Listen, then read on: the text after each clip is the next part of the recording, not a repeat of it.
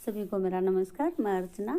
हाँ तो प्यारे बच्चों, आज की हिंदी की क्लास में आप सभी का हार्दिक स्वागत है। तो आज हम करेंगे भाषा किसे कहते हैं।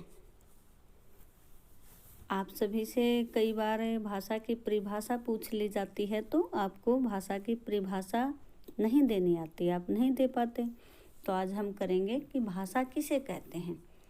भाषा वह साधन है जिसके द्वारा मनुष्य बोलकर, सुनकर व लिखकर व पढ़कर अपने मन के भावों या विचारों का आदान प्रदान करता है।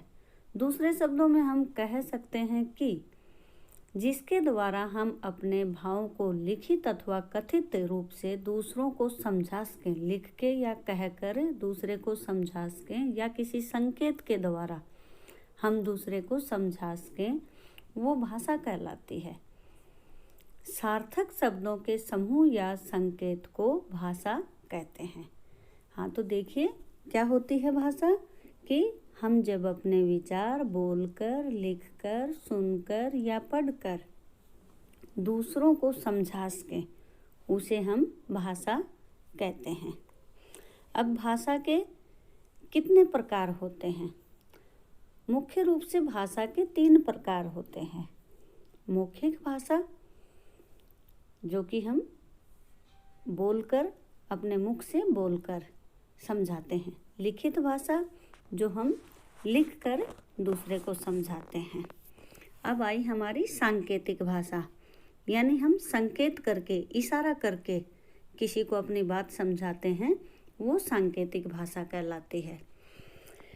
मौखिक भाषा किसे कहेंगे? मौखिक भाषा भाषा का वह रूप है जिसके माध्यम से हम अपने विचारों को अपने मुख के माध्यम से बोलकर सामने वाले को प्रस्तुत करते हैं। अर्थात जो वक्ता अपनी बात को कहकर प्रस्तुत करता है और श्रोता उसे सुनकर उसी बात को सुनकर समझता है।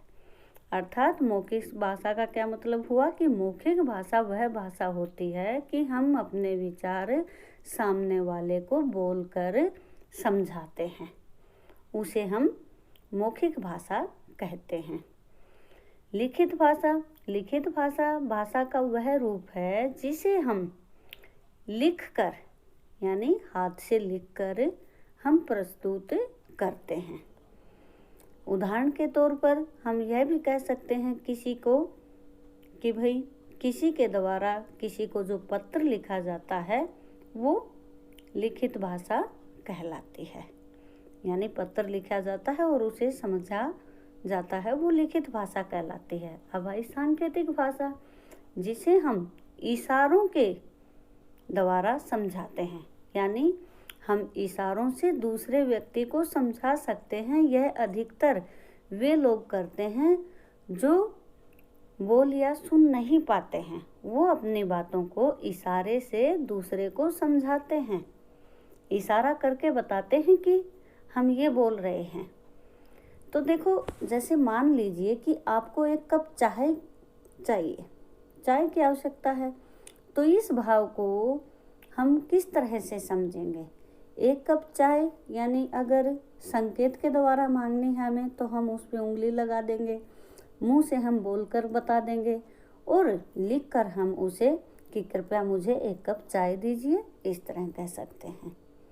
तो बच्चों, आज हमने यहाँ भाषा किसे कहते हैं, भाषा के प्रकार, भाषा के सिद्धांत आदि के बारे में हमें विस्तार से हमने जानकारी प्राप्त की है। मैं उम्मीद करती हूँ कि आप अच्छे से समझ गए होंगे। तो इसे आगे शेयर ज़रूर करें, और आपको यह जानकारी कैसी लगी कमेंट में बताएं।